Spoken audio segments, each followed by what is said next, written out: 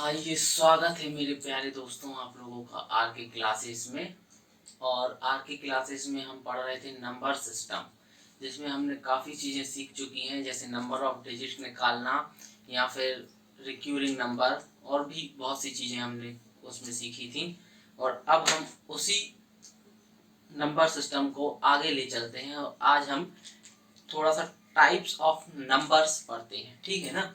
तो अगर मैं आपसे बोलता हूँ कि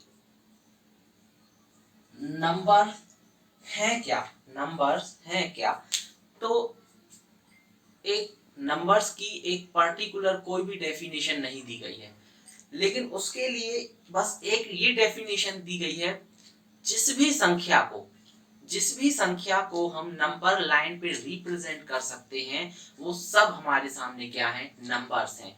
जैसे मैं अब आपको बताऊं कि नंबर लाइन है क्या। नंबर लाइन है क्या, सबसे पहले तो हम उस बेसिक चीज को समझते हैं। हमारे सामने जो नंबर लाइन है वो क्या है। तो मेरे प्यारे भाई, नंबर लाइन जो होती है वो कहाँ से शुरू होती है, वो हमारे सामने जीरो से शुरू होती है, ये +1 +2 और कहाँ पे जाके खत्म होती है, इनफाइनाइट। और ये अब हमारे सामने जो होती है -1 -2 -3, और ये आगे कहाँ पे जाके खत्म होती है, माइनस इनफाइनाइट पे।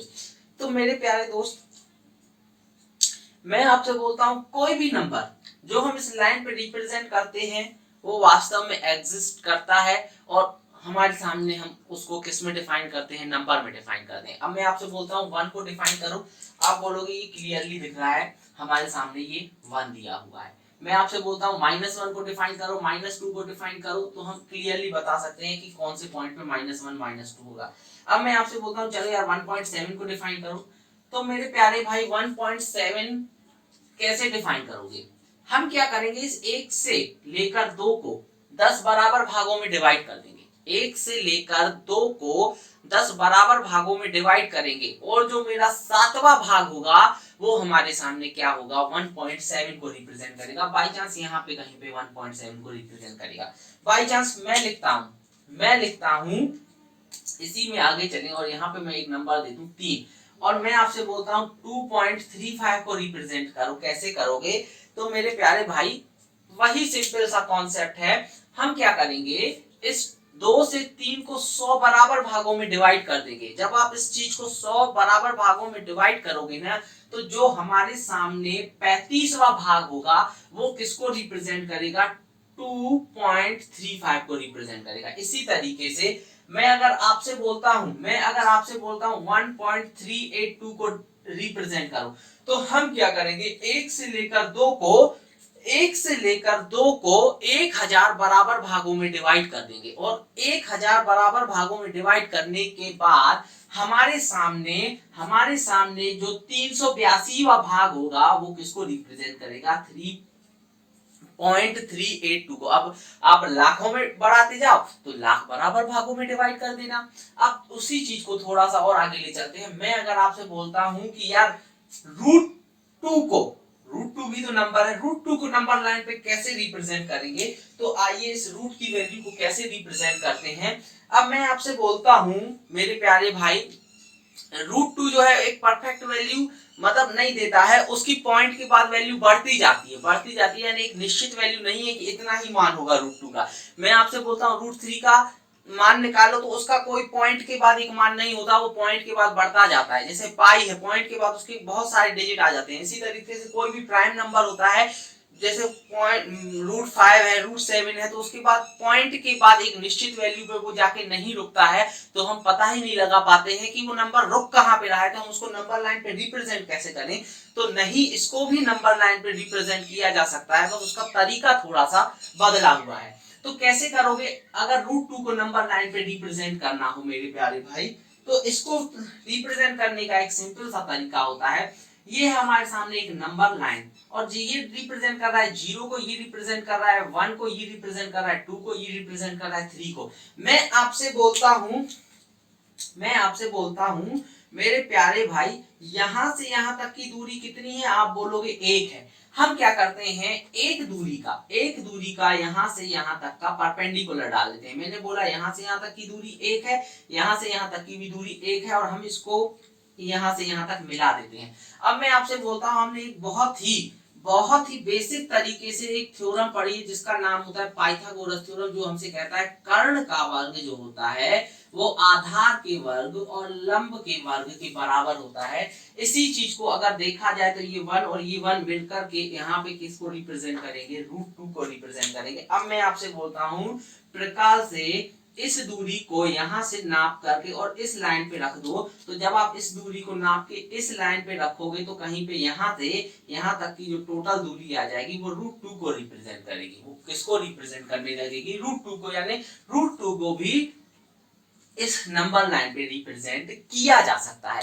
अब मैं आपसे बोलता हूं 3 को रिप्रेजेंट करो तो कैसे करोगे, तो उसका भी वही कॉन्सेप्ट है। पहले हम क्या करेंगे, √2 को निकालेंगे और √2 निकालने के बाद 1 के साथ एक परपेंडिकुलर ले लेंगे और इसको जब सॉल्व करोगे तो टोटल वैल्यू जो आएगी √3 आ जाएगी। ये हमारे सिलेबस का हिस्सा नहीं है, बस मैं ये आपको बताने की कोशिश कर रहा था कि रूट की वैल्यू को भी नंबर लाइन पे रिप्रेजेंट किया जा सकता है ना। तो ऐसी वैल्यू जिसको नंबर लाइन पे रिप्रेजेंट किया जा सकता है उसी को हम क्या बोलते हैं, नंबर्स बोलते हैं। ये इसकी बेसिक सी प्रैक्टिकली डेफिनेशन होती है। अब मैं आपसे बोलता हूं कि यार ठीक है, ये सब तो हो गया। इसी आधार पे हमारे सामने जो नंबर्स हैं, अब मैं आपसे बोलता हूं कि यार सुनना, कि मुझे, ये तो आपने बता दिया, मुझे -3 को रिप्रेजेंट करना है। -3 को तो हम रिप्रेजेंट करते हैं, √-3 को कैसे रिप्रेजेंट करें।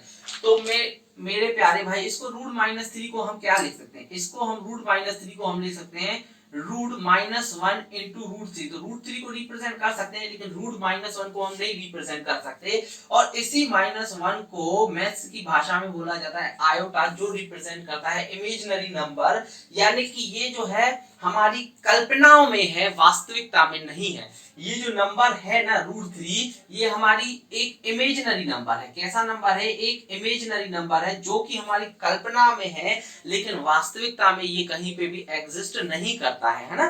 तो इसी को हम बोलते हैं इमेजिनरी नंबर, ठीक है ना।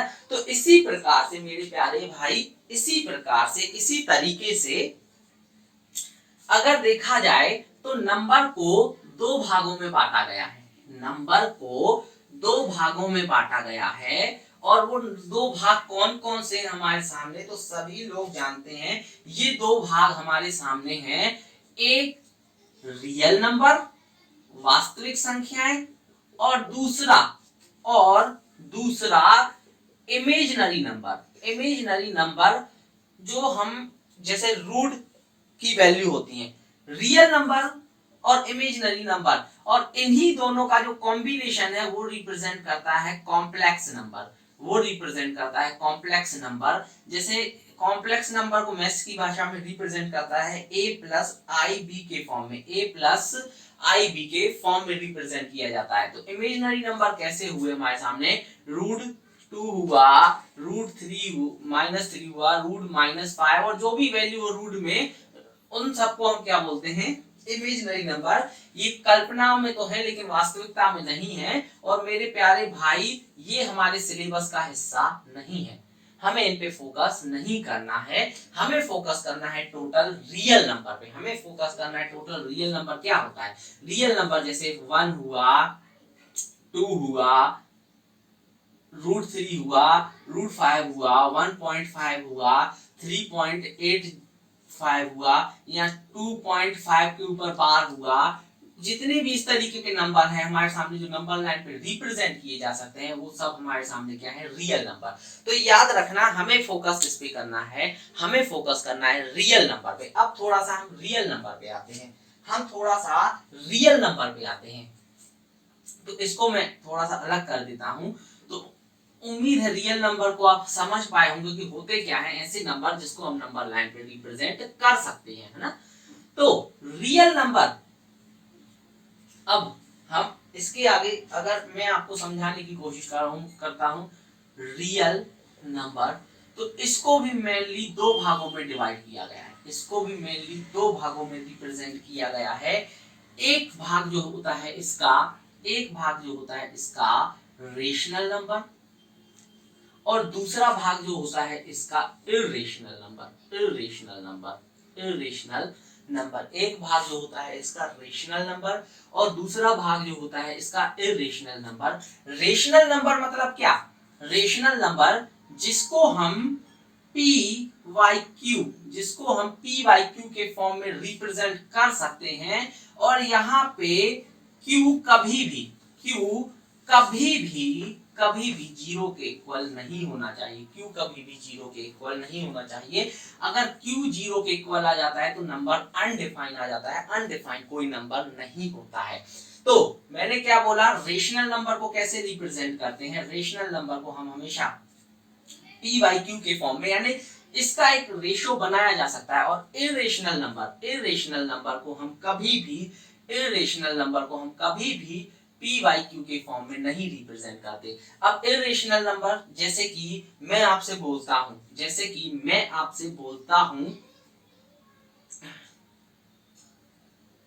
रूट 2 हुआ, रूट 3 हुआ और रूट 5, इसी तरीके से रूट प्राइम नंबर में रूट की जितनी भी वैल्यू है वो सब केस में आ जाएंगे इर्रेशनल में, क्योंकि इनकी पॉइंट के बाद एक निश्चित वैल्यू नहीं मिलती है ना। जैसे पाई हुआ, अब मैं आपसे बोलता हूँ 22/7, तो पाई का लगभग मान जो होता है ना,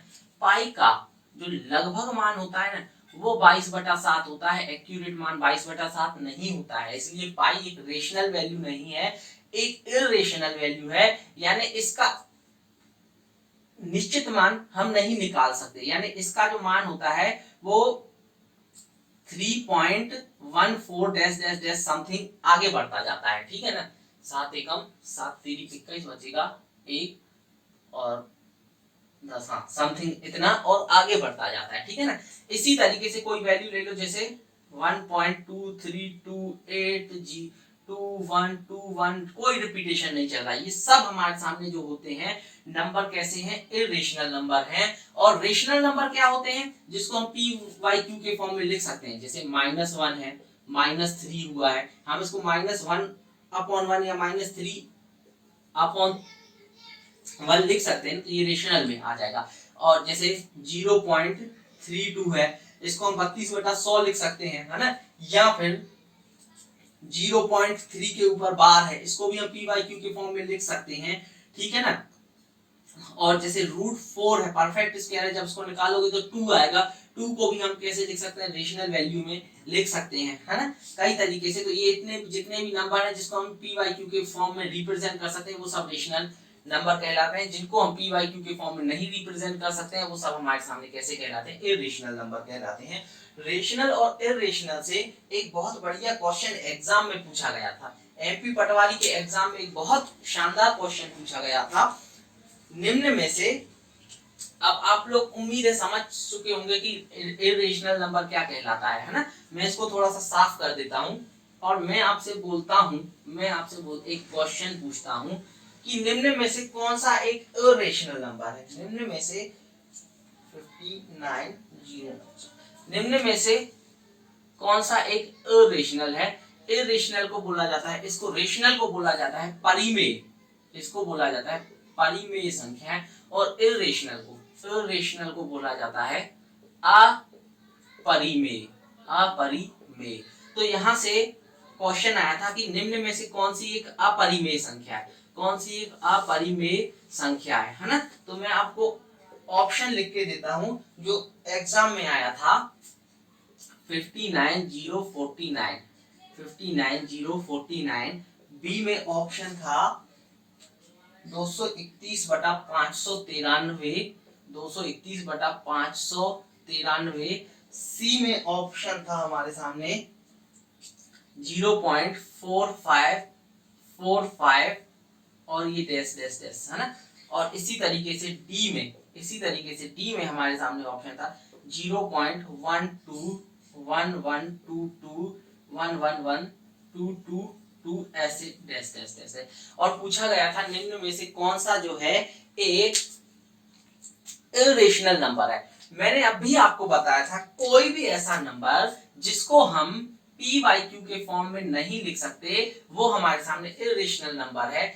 ये जो अब मैं आपको बताता हूं, ये जो है ये तो हमारे सामने पी वाई क्यू के फॉर्म में लिखा ही हुआ है, तो ये तो हमारे सामने अपरिमेय होगा नहीं। अगर आप देखोगे ये 4 5 रिपीट हो रहा है, और इसको अगर हम बोले तो ये 4 5 के ऊपर बार को रिप्रेजेंट करेगा कि नहीं। और जब भी ये नंबर 4 5 के ऊपर बार को रिप्रेजेंट करेगा, मतलब मैंने आपको रिक्यूरिंग नंबर पढ़ाया है, उसमें मैंने आपको बताया कि इसको पी वाई क्यू के फॉर्म में लिखा जा सकता है। इसका मतलब है कि ये भी हमारे सामने एक इरेशनल नंबर है, मतलब परिमेय संख्या नहीं है, ये एक अपरिमेय संख्या है। अब बचा इन दोनों में से, तो आप देखो यार यहाँ पे 4 5 रिपीट हो रहा है, तो हम इसको पी वाई क्यू के फॉर्म में लिख पा रहे हैं, लेकिन क्या मैं इसको पी वाई क्यू के फॉर्म में लिख पाऊंगा? आप देख पा रहे हैं यहाँ पे 12 है, फिर यहाँ पे 11 22 है, यहाँ पे 111 और 222 है, लेकिन क्या ये निश्चित पैटर्न को फॉलो कर रहा है क्या? नहीं कर रहा है। हम पी वाई क्यू के फॉर्म में उसी नंबर को लिख सकते हैं जो एक निश्चित पैटर्न को फॉलो करे, जैसे कि 1 2 1 2 1 2 हो, या 1 1 2 2 1 1 2 2 1 1 2 2 हो। एक निश्चित पैटर्न अगर फॉलो किया जाए तो हम उसको पी वाई क्यू के फॉर्म में लिख सकते हैं,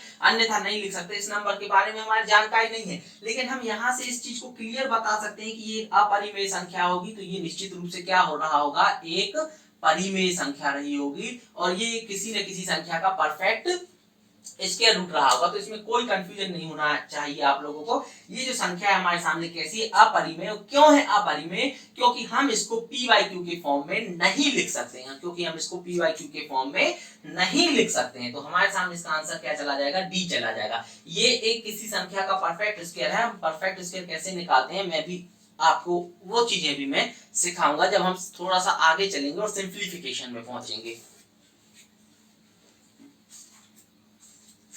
अब अगर मैं इसी चीज में थोड़ा सा और आगे ले चलूंगा आपको, इसी चीज में मैं आपको थोड़ा सा, उम्मीद है अपरिमेय में ज्यादा पढ़ने के लिए हमारे सामने कुछ भी नहीं है, हमें फोकस करना है परिमेय पे। तो अब रेशनल नंबर, परिमेय संख्या, रेशनल नंबर परिमेय संख्या में अगर थोड़ा सा आगे बढ़े, परिमेय संख्या में अगर परिमेय संख्या में थोड़ा सा आगे बढ़े ना, तो इसको और आगे दो भागों में डिवाइड किया गया है। इसको और आगे दो भागों में डिवाइड किया गया है। एक भाग होता है पूर्णांक, एक भाग होता है पूर्णांक, और दूसरा भाग होता है दशमलव। इस पूर्णांक वाले भाग को इंग्लिश में बोला जाता है इंटीजर, और दशमलव वाले भाग को बोला जाता है डेसिमल। दशमलव भाग वाले भाग को बोला जाता है डेसिमल। इस डेसिमल को हम आगे रिक्यूरिंग नंबर में इसकी पहले की क्लास में पढ़ चुके हैं कि दशमलव वाले भाग में जैसे 0.35 लिखा हुआ है ना, और 0.35 के ऊपर बार लिखा हुआ है, या 0.4 के ऊपर बार लिखा हुआ है, तो ये सब दशमलव में आ जाते हैं, ठीक है ना। वैसे तो कुछ बुकों में दशमलव को डिफाइन करने का अपना अपना एक तरीका होता है। कुछ बुकों में आपको दशमलव को डिफाइन करने में डिफाइन करेगा ऐसे, दशमलव को दो भागों में डिफाइन कर देता है, वो एक रेशनल डेसिमल और एक इरेशनल डेसिमल। वही बात आती है, रेशनल मतलब जिसको पी वाई क्यू में बदला जा सकते, इरेशनल मतलब जिस दशमलव को पी वाई क्यू में ना बदला जा सके। तो ये पढ़ाने का एक टीचर का अपना अपना तरीका होता है, बस हमें बेसिक सा नॉलेज होना चाहिए कौन सा अपरिमेय होगा कौन सा परिमेय होगा। इस चीज में कंफ्यूजन में मत आना कि कहीं डेसिमल को इस तरीके से डिवाइड कर देगा और कहीं रियल नंबर को डिफाइन कर देगा, है ना। तो हमें इस चीजों पर नहीं फोकस करना है। दशमलव को रिक्यूरिंग नंबर का आप वीडियो मेरा देख लेना, वहां पे मैंने बहुत अच्छे से पढ़ाया हुआ है, वही चीजें सब इसमें आ जाती हैं, ठीक है ना। अब आते हैं अपन पूर्णांक में। तो पूर्णांक जो होते हैं, पूर्णांक मतलब जैसे कोई पर्टिकुलर नंबर होता है। पूर्णांक क्या होता है, एक पर्टिकुलर नंबर होता है हमारे सामने। जैसे मैं आपसे बोलता हूं -1 -3 हुआ, 4 हुआ, 8 हुआ, यानी जितने भी ये जो नंबर होते हैं ना पॉजिटिव या नेगेटिव नंबर, वो सब हमारे सामने पूर्णांक में आते हैं। अब इस पूर्णांक से ही पूरा हम एक एक करके टॉपिक को आगे ले चलते हैं, है ना। पूर्णांक से ही जो एग्जाम में हमारे सामने सबसे ज्यादा क्वेश्चन आते हैं। तो पूर्णांक में भी हम इसको भी दो भागों में बांट देते हैं। एक होता है पॉजिटिव इंटीजर, चलो यहाँ पे नेगेटिव लेते हैं। एक होता है नेगेटिव इंटीजर, एक होता है जीरो इंटीजर। याद रखना जीरो अपने आप में एक इंटीजर है। ये जीरो को ना तो हम पॉजिटिव में ले सकते हैं ना नेगेटिव में ले सकते हैं। मैं अगर आपको बोलूं प्लस जीरो लिखो तो ये भी अपने आप में गलत है, माइनस जीरो लिखो तो ये भी अपने आप में गलत है। यानी जीरो जो है वो अपने आप में ही क्या है, एक इंटीजर को डिफाइन करता है, एक पूर्णांक को डिफाइन करता है। तो हमारे सामने पूर्णांक जो होते हैं वो किस में डिफाइन किए जाते हैं, negative integer, zero integer and positive integer. तो हम अब अपने क्वेश्चन को ले चलते हैं पॉजिटिव इंटीजर के साथ। हम अपने जो टॉपिक है उसको ले चलते हैं पॉजिटिव इंटीजर के साथ ले चलते हैं, ठीक है। तो नंबर्स में जो हम अब डिफाइन करने जा रहे हैं वो डिफाइन कर रहे हैं हम पॉजिटिव इंटीजर को डिफाइन कर रहे हैं, क्योंकि इसी से एग्जाम में बहुत क्वेश्चन आता है। इसी को पढ़ने के लिए हमारे सामने बहुत कुछ चीजें हैं। तो हम क्या पढ़ने जा रहे हैं अब, पॉजिटिव इंटीजर, है ना, धनात्मक पूर्णांक। तो धनात्मक पूर्णांक होते क्या है, इसको कई वैरायटी में डिफाइन किया गया है। धनात्मक पूर्णांकों को हम कई तरीके से बांट सकते हैं और उस एक एक तरीके को हम लेकर के चलते हैं। सबसे पहले हम ले चलते हैं इसको नेचुरल नंबर। सबसे पहले हम ले चलते हैं इसको नेचुरल नंबर, प्राकृतिक संख्याएं।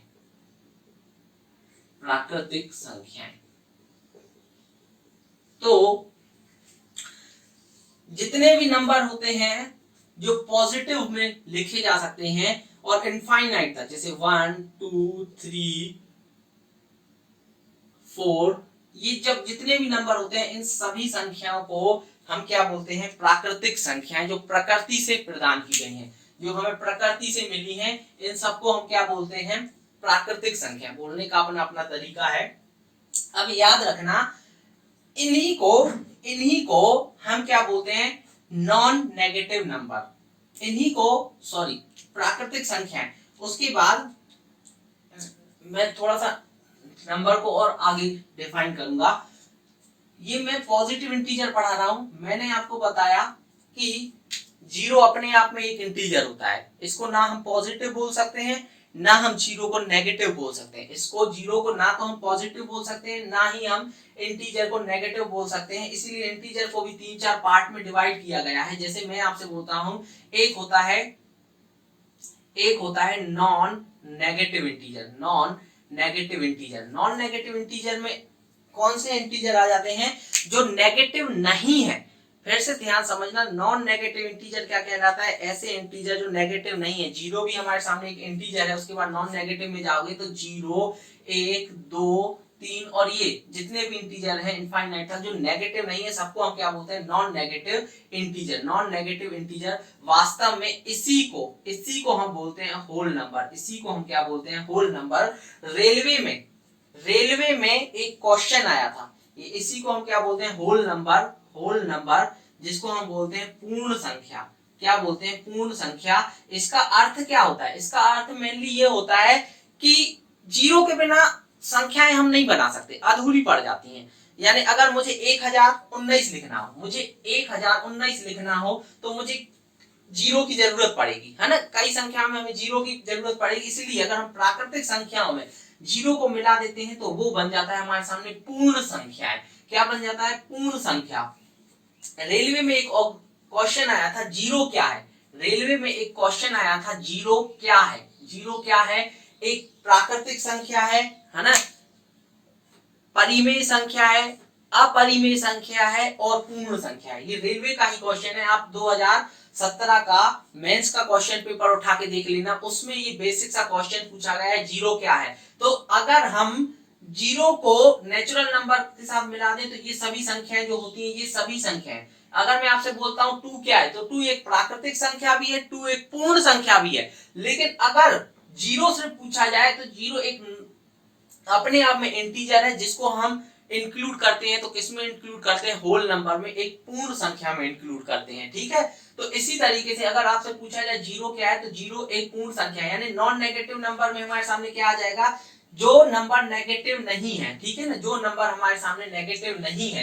इसी तरीके से अगर मैं आपसे बोलता हूं नॉन पॉजिटिव नंबर क्या आ जाएगा, तो जीरो के साथ जितने भी नेगेटिव नंबर है सबको इंक्लूड कर देंगे तो वो क्या आ जाएंगे, नॉन पॉजिटिव नंबर। और याद रखना उससे रिलेटेड कोई एग्जाम में क्वेश्चन नहीं आता है, इसको याद रखना बस, नॉन नेगेटिव नंबर और होल नंबर एक ही होता है। ठीक है, तो अगर मैं आपसे बोलता हूं, वैसे तो हम सिर्फ पॉजिटिव इंटीजर पढ़ रहे हैं, सिर्फ पॉजिटिव इंटीजर पढ़ रहे हैं, लेकिन इस बात को थोड़ा सा समझना कि कभी भी अगर पॉजिटिव इंटीजर के साथ जीरो को मिला दिया जाए तो वो हमारे सामने किस में बदल के रह जाता है, होल नंबर में बदल के रह जाता है। ठीक है ना, अब इसी को थोड़ा सा और आगे बढ़ जाते हैं। ये होता है हमारे सामने प्राकृतिक संख्या। ठीक है, उसके बाद अगर सेकंड कंडीशन पे देखो, नंबर्स को हम कई तरीके से डिफाइन कर सकते हैं। फिर मैं बोल रहा हूँ, पार्ट समझाने का अपना अपना तरीका होता है। कोई ऑड इवन नंबर से स्टार्ट करेगा, कोई प्राइम नंबर से, कंपोजिट नंबर से, कुछ नहीं होता, बस हमें बेसिक नॉलेज होना चाहिए कि कोई हमसे पूछ ले कि अभाज्य संख्या क्या है या कोई पूछ ले भाज्य संख्या क्या है, तो इसके तरीके से थोड़े से फंडे क्लियर कर लो, उससे रिलेटेड आप बेसिक से कोई भी क्वेश्चन आएगा आप अटेंड कर जाओगे, है ना। तो जैसे हमने बोला प्राकृतिक संख्या 1 2 3 0 जितनी भी हमें प्रकृति से मिली है सब क्या है, प्राकृतिक संख्या। कहां से शुरू होती है, 1 2 3 से, है ना, और इनफाइनाइट तक जाती हैं। अब मैं आपसे बोलता हूं प्राइम नंबर। प्राइम नंबर क्या है, प्राइम नंबर क्या है, अभाज्य संख्या। अभाज्य संख्या, तो इसकी हमें कोई डेफिनेशन जानने की जरूरत नहीं है, फिर भी मैं आपको बता दे सकता हूं, ऐसा कोई भी नंबर जिसके सिर्फ दो फैक्टर हो, वो नंबर और एक, वो नंबर खुद और एक। जैसे मैं आपसे बोलता हूं दो, क्या प्राइम नंबर है? क्यों? क्योंकि दो का सिर्फ एक फैक्टर दो है, दूसरा फैक्टर 1 है। मैं आपसे बोलता हूं तीन, क्या प्राइम नंबर है? हाँ है। तीन को हम 3 और एक के फॉर्म में रिप्रेजेंट कर सकते हैं, है ना, इसके अगर फैक्टर निकाले जाए, यानी कुल मिलाकर उस संख्या में पूरा पूरा भाग चला जाए। मैं आपसे बोलता हूँ 4, तो आप बोलोगे नहीं 4 के तो बहुत सारे फैक्टर हैं, एक भी है, यानी एक का भी 4 में पूरा पूरा भाग चला जाएगा, 2 का भी चला जाएगा, 3 का भी चला जाएगा, सॉरी 4 का भी चला जाएगा, है ना। तो ये हमारे सामने प्राइम नंबर नहीं है। मैं आपसे बोलता हूँ 5, तो हाँ है, 1 और 5 ही इसका क्या है, फैक्टर। तो ओनली अगर इसको डिफाइन किया जाए, प्राइम नंबर को डिफाइन किया जाए, तो डेफिनेशन में हम इसको बोल सकते हैं, ये 5 7 11 डेफिनेशन में हम बोल सकते हैं, number having only two factor, number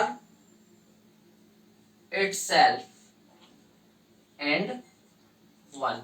ऐसे जिसके सिर्फ दो ही गुणनखंड हो, वो नंबर खुद और एक, क्योंकि एक का तो किसी भी संख्या में देंगे तो भाग पूरा पूरा चला जाएगा। इसी तरीके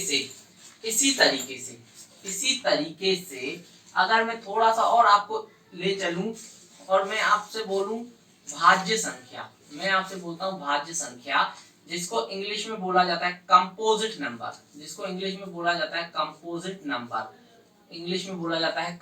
नंबर, डिफाइन कैसे करोगे भाज्य संख्या, कंपोजिट नंबर, तो ऐसी संख्याएं, इसी का अपोजिट कर दोगे ना। प्राइम नंबर किसको डिफाइन कर रहा है, ऐसी संख्या जिसके सिर्फ दो फैक्टर हैं, एक है नंबर वह खुद और दूसरा 1। इसी तरीके से कंपोजिट नंबर क्या होता है, कंपोजिट नंबर हमारे सामने भाज्य संख्या ऐसी होती है जिसके मोर देन टू फैक्टर होते हैं,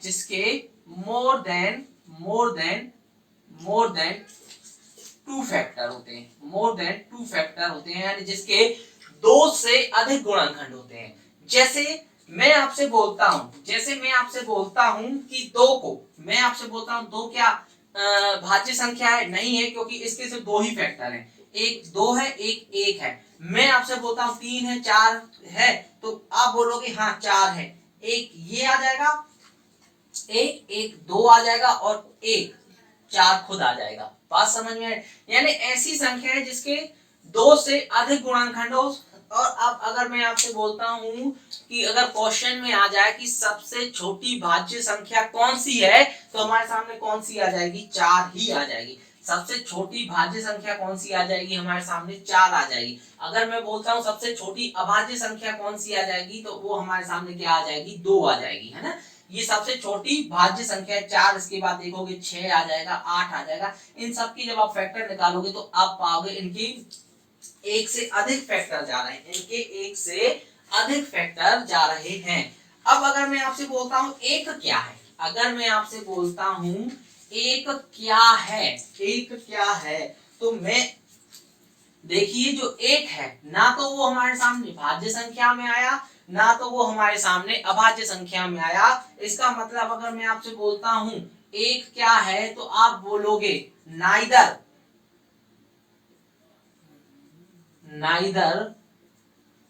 प्राइम और नॉर कंपोजिट।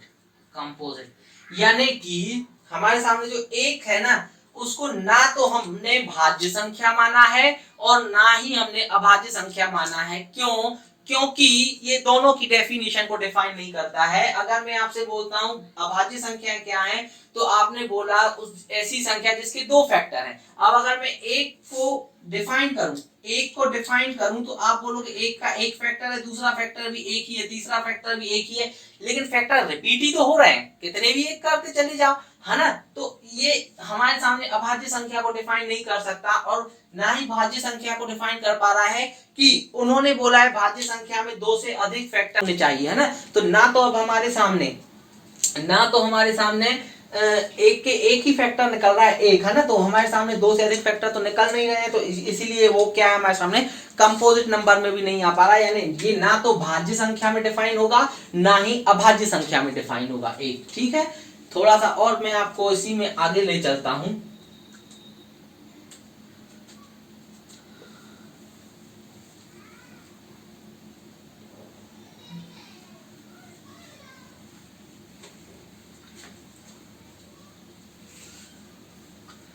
मैं आपसे बोलता हूं ऑड नंबर क्या है, मैं आपसे बोलता हूं ऑड नंबर, विषम संख्याएं क्या है,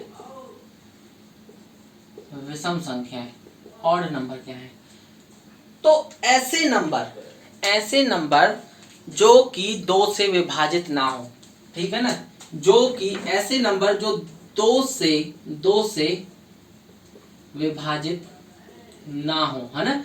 हम ध्यान रखना, सिर्फ अभी डिफाइन कर रहे हैं पॉजिटिव। मैं आपसे बोलता हूँ -3 क्या है, तो वो भी ऑड है, लेकिन डेफिनेशन वही रहेगी। हम सिर्फ किसको डिफाइन कर रहे हैं? सिर्फ पॉजिटिव इंटीजर को डिफाइन कर रहे हैं, ठीक है। तो मैं आपसे बोलता हूँ ऐसी संख्या है जो 2 से विभाजित ना हो। कहने का तात्पर्य क्या है? कहने का तात्पर्य है 1, 3, 5, आगे तक सीरीज चली जाएगी। फिर आगे चलते हैं सम संख्याएं, इवन नंबर पे सम संख्याएं। अब मैं आपसे बोलता हूं ऐसे नंबर जो 2 से विभाजित हों, जो 2 से क्या होने चाहिए? विभाजित होने चाहिए। 2 से विभाजित होने चाहिए मतलब कि 2 होना चाहिए, 4 होना चाहिए, 6 होना चाहिए। बात आती है 0 क्या है? एक सम संख्या है कि एक विषम संख्या? मैंने आपसे बोला डेफिनेशन में कि ऐसा नंबर जो 2 से विभाजित हो जाए। मैं आपसे बोलता हूं यार 0 में 2 का भाग देते हैं, क्या भाग पूरा चला गया? आपने बोला बिल्कुल पूरा चला गया भाग। अगर डेफिनेशन क्या कहती है, अगर किसी संख्या में 2 से पूरा भाग चला जाए, इसका मतलब वो हमारे सामने क्या है? एक सम संख्या है। तो इसका मतलब जीरो को हम किस कैटेगरी में रखते हैं, सम कैटेगरी में रखते हैं। और निश्चित ही रूप से आप कहीं से भी सर्च कर लेना, जीरो एक सम संख्या है, जीरो एक सम संख्या है। देखना चाहोगे तो आप देखो, ये -1, ये 0, ये 1, देखो यहां से अगर गैप में आए तो 2 का गैप मिला, ऑड से हम ऑड पे आए, इसका मतलब यहां से आगे बढ़ोगे तो 2 आएगा, देखो तो सम से हम सम पे आएंगे नहीं। इसी तरीके से भी हम जीरो को डिफाइन कर सकते हैं। तो जीरो, अब मैं अगर आपसे पूछता हूं कि सबसे छोटी सम संख्या कौन सी है, सबसे छोटी सम संख्या कौन सी है, तो हम नहीं डिफाइन कर सकते। जीरो सबसे छोटी सम संख्या नहीं है, जीरो सबसे छोटी सम संख्या नहीं है। इनफाइनाइट, नेगेटिव इनफाइनाइट में जब आप जाते जाओगे ना तो कई इससे भी छोटी सम संख्या है। मैं आपसे बोलता हूं -4, तो आप बोलोगे -6 इससे छोटी है। मैं बोलूंगा -8, आप बोलोगे -10 इससे छोटी सम संख्या है। तो अगर मैं आपसे बोलता हूं सबसे छोटी सम संख्या कौन सी है, तो हम नहीं बता सकते सबसे छोटी सम संख्या कौन सी है। और लेकिन अगर मैं आपसे बोलता हूं, मैं अगर आपसे बोलता हूं नॉन नेगेटिव, नॉन नेगेटिव सबसे छोटी सम संख्या कौन सी है, याद रखना मैंने क्या बोला, नॉन नेगेटिव सबसे छोटी सम संख्या कौन सी है, तो वो कौन सी आ जाएगी, जीरो आ जाएगी, क्योंकि जीरो ना नेगेटिव में है ना पॉजिटिव में है ना। तो नॉन नेगेटिव पूछा है तो सबसे छोटी सम संख्या कौन सी आ जाएगी, जीरो आ जाएगी। लेकिन अगर मैं आपसे बोलता हूं सबसे छोटी पॉजिटिव सम संख्या कौन सी है, तो कौन सा आ जाएगा, 2 आ जाएगा। मैं फिर बोल रहा हूं, मैं लिख नहीं रहा हूं, मैं आपसे बोल रहा हूं सबसे छोटी पॉजिटिव सम संख्या कौन सी है, तो जीरो ना तो नेगेटिव है ना पॉजिटिव है। इसका अर्थ क्या है कि सबसे छोटी पॉजिटिव सम संख्या कौन सी आ जाएगी, 2 आ जाएगी। और अगर मैं आपसे बोलता हूं, मैं वर्डिंग पे ध्यान देना पूरा पूरा, अगर मैं आपसे बोलता हूं नॉन नेगेटिव यानी जो नेगेटिव ना हो, सबसे छोटी सम संख्या कौन सी है, तो फिर कौन सी आ जाएगी, जीरो आ जाएगी। इस चीजों को अगर आप बेसिक पढ़ते चलोगे तो एग्जाम में इन्हीं से रिलेटेड क्वेश्चन बना बना के दे देता है।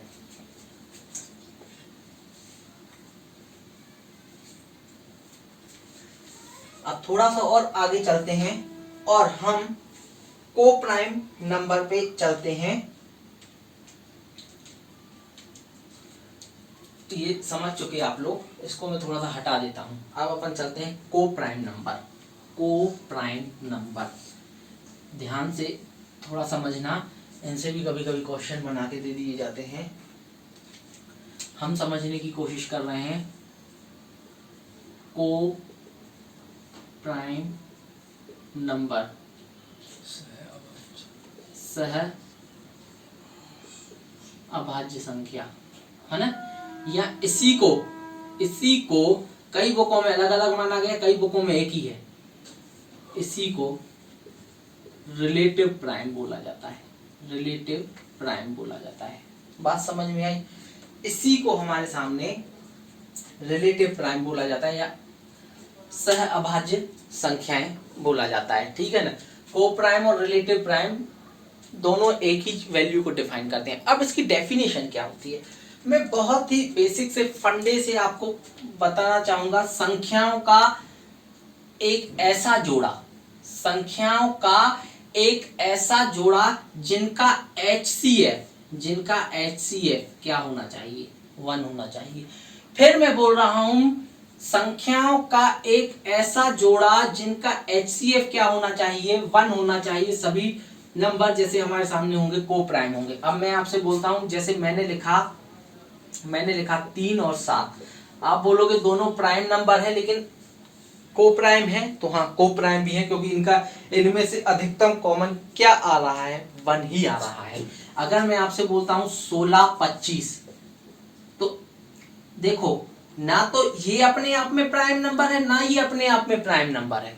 फिर से समझना, ना तो 16 अपने आप में प्राइम नंबर है ना ही 25 अपने आप में प्राइम नंबर है। लेकिन हमें देखना है क्या इनका HCF 1 है। आपने देखा हाँ यार इनका HCF तो 1 आ रहा है, इसका मतलब क्या है, ये भी किस में आ जाएंगे, को प्राइम में आ जाएंगे। अगर मैं आपसे बोलता हूं 28, 32, क्या इनका HCF 1 है, बिल्कुल नहीं, इनका HCF 1 नहीं है। इसका मतलब ये को प्राइम नंबर नहीं है। तो जरूरी नहीं है। मैं आपसे बोलता हूं 17, 24, क्या ये को प्राइम पेयर है, बिल्कुल है। आप बोलोगे 17 तो अपने आप में प्राइम है, 24 नहीं है, लेकिन हम दोनों के कॉम्बिनेशन से अगर HCF देखें तो वो कितना आ रहा है, 1 आ रहा है। इसका मतलब ये जो है हमारे सामने सह अभाज्य संख्याओं का एक जोड़ा है जिसमें आपस में कोई भी सह अभाज्य का मतलब क्या है, ऐसी कॉमन संख्या जो दोनों में विभाजित हो जाए, और ऐसी कोई संख्या नहीं है एक को छोड़कर की जो दोनों को क्या करे, विभाजित कर पाए। इसका मतलब ये पेयर जो है हमारे सामने क्या है, को प्राइम पेयर है ना। अब हम चलते हैं इसी को अगर थोड़ा सा आगे ले चलते हैं, twin prime. Twin prime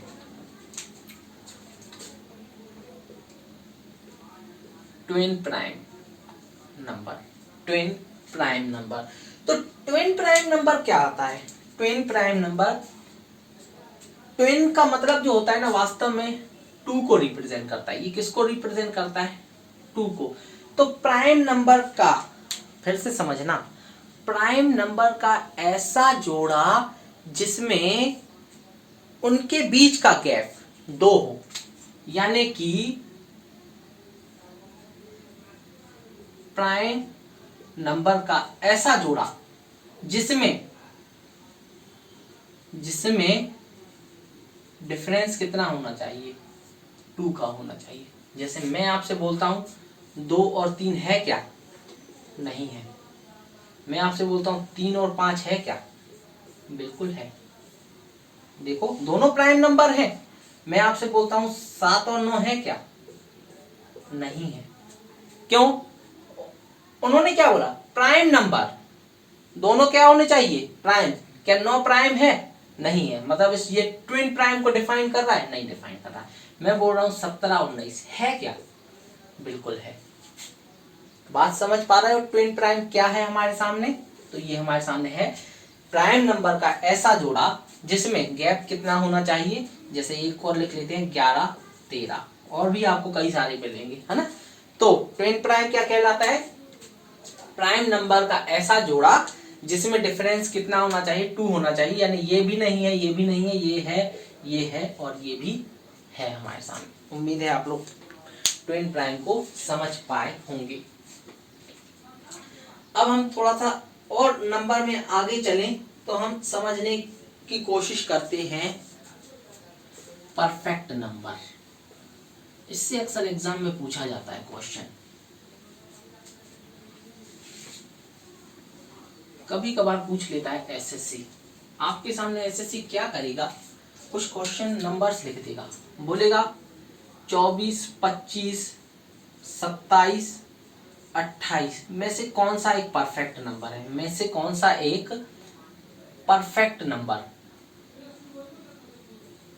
perfect number Hindi में बोला जाता है परिपूर्ण संख्या है, हिंदी में बोला जाता है परिपूर्ण संख्या है। तो हम पहले तो हम ये समझ ही नहीं पाते ये परफेक्ट नंबर है क्या। कई लोग पता है क्या कर देते हैं, कुछ लोग मान लेते हैं कि 3 जो है यहाँ पे क्यू 27 3 के क्यू को रिप्रेजेंट कर रहा है, ये मैक्सिमम लोग 25 को लगा देते हैं, और कुछ लोग इसमें से कोई भी तुक्का मार देंगे। लेकिन अगर आपको डेफिनेशन पता है तो 2 सेकंड का क्वेश्चन है। तो आइए जानते हैं परफेक्ट नंबर की डेफिनेशन क्या है। परफेक्ट नंबर की डेफिनेशन क्या है, परफेक्ट नंबर की डेफिनेशन को 2 तरीके से डिवाइड किया गया है। मैं दोनों तरीके से आपको बताता हूँ।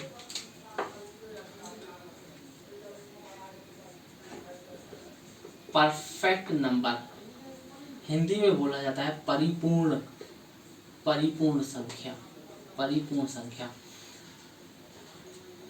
याद रखना इसकी डेफिनेशन को 2 तरीके से बांटा गया है।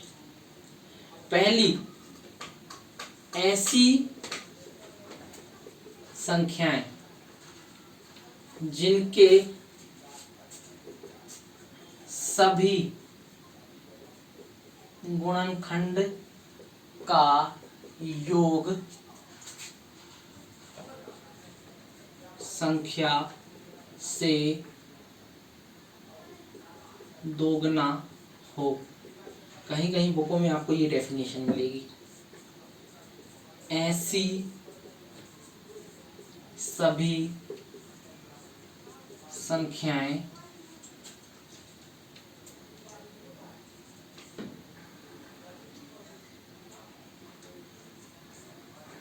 जिनके सभी गुणनखंड का योग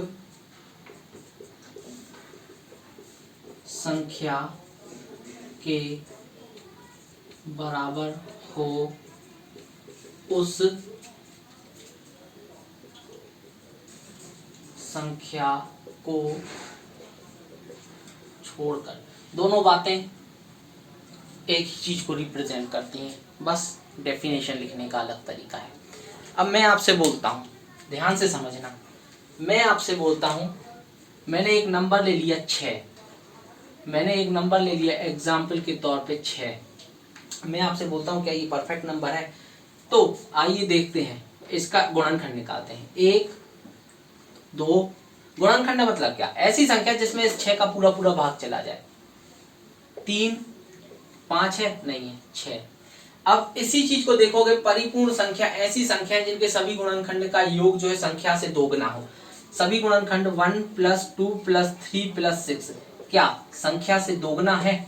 क्या इसका योग जो है, क्या इसका जो योग है वो 2 × संख्या से दोगुना नहीं है? बिल्कुल है। तो क्या ये 6 परफेक्ट नंबर है? बिल्कुल है। या फिर दूसरे वे में बोलेगा 6 के गुणनखंड निकालो, 6 के गुणनखंड निकालो 1 2 3 और उसके इस गुणनखंड को छोड़ दो जो संख्या खुद है। तो क्या इनका योग जो है वो संख्या के बराबर है कि नहीं? बिल्कुल है। तो दूसरी डेफिनेशन में यही बोल रहा है कि सभी ऐसी संख्याएं जिनके गुणनखंड का योग जो है संख्या के बराबर हो, संख्या को छोड़कर। यहाँ पर बोल देगा संख्या से सभी गुणनखंडों का योग उस संख्या के क्या हो, दोगुना हो, है ना। तो इसी तरीके से दो बहुत कम ही परफेक्ट नंबर अभी तक खोजे जा पाए हैं।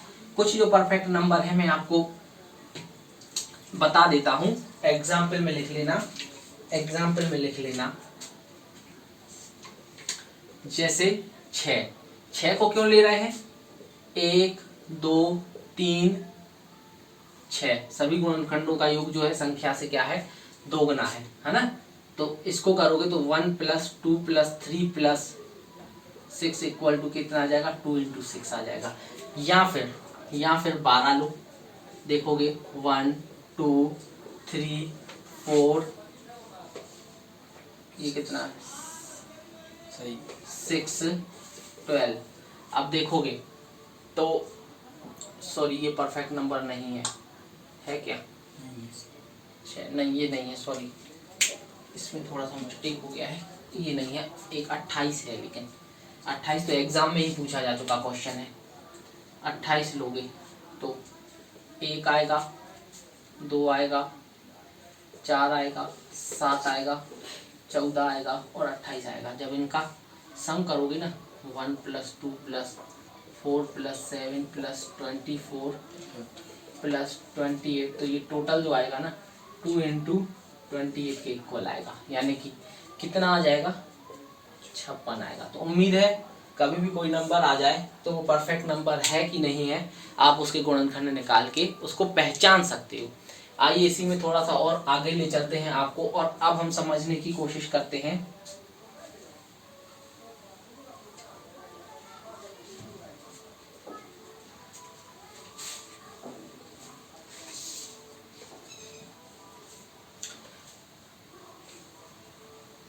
Rectangular number. हम अब समझते हैं रेक्टेंगुलर नंबर। त्रिभुजाकार, ऐसे ही कुछ होता है, त्रिभुजाकार नंबर, सॉरी रेक्टेंगुलर नहीं है, ट्रायंगुलर नंबर होता है, ट्रायंगुलर नंबर। इसकी हिंदी आप लोग सर्च कर लेना। ट्रायंगुलर नंबर में बेसिकली डेफिनेशन क्या होती है मैं आपको प्रैक्टिकली समझा देता हूं। ऐसे नंबर जो लगातार एक से लेकर प्राकृतिक संख्याओं को जोड़ने पर आते हैं। फिर से बोल रहा हूं, ऐसे नंबर जो लगातार एक से लेकर प्राकृतिक संख्याओं को जोड़ने पर आते हैं, ऐसे नंबर जो लगातार एक से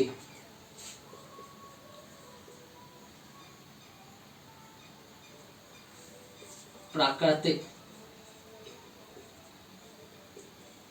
संख्याओं को जोड़ने पर आते हैं। जैसे मैं आपसे बोलता हूँ एग्जाम्पल के फॉर्म पे 3 है क्या है, 1 + 2 = 3। मैं आपसे बोलता हूँ 4 है क्या, नहीं है। क्यों? 1 + 2 + 3 जोड़ने पे 4 नहीं आ रहा। लेकिन क्या 6 है? तो है, 6 है। मैं आपसे बोलता हूँ 1 + 2 + 3 + 4 कितना आया, 10 है। तो आप बोलोगे हाँ 10 भी रेक्टिकुलर नंबर है। मैं आपसे बोलता हूँ 1 + 2 + 3 + 4 + 5 = कितना आएगा, 15 है। तो आप बोलोगे हाँ, यहाँ पे दिख नहीं रहा होगा, ये 15 भी क्या है हमारे सामने, सॉरी ट्रायंगुलर नंबर है। तो ऐसे नंबर जो लगातार एक से लेकर प्राकृतिक संख्याओं को जोड़ने पर आते हैं, वो सभी नंबर हमारे सामने क्या आते हैं, प्राइम नंबर में आते हैं, सॉरी ट्रायंगुलर नंबर में आते हैं। अब आइए इसी टॉपिक को थोड़ा सा और आगे ले चलते हैं, इसी टॉपिक को थोड़ा सा और आगे ले चलते हैं और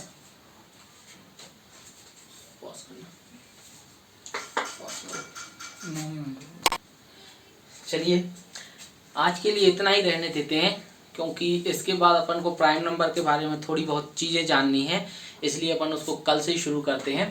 थैंक्स फॉर वॉचिंग।